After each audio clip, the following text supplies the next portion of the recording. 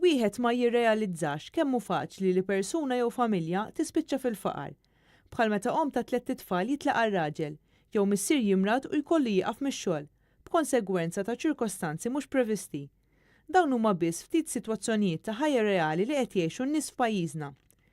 Hekk sostniet Yana, it-tifla tal-eks Prim Ministru Mintoff f'artiklu f'Sunday Times of Malta.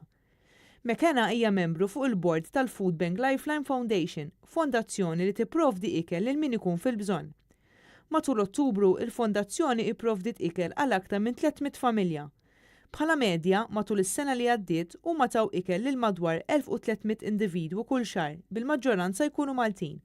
Fost dawn hemm familji li jgħixu f'garaxijiet, koppji anzjani pensjoni biss bħala dħul u oħrajn li qed jitħabtu mal-ħajja minħabba ċirkostanzi differenti.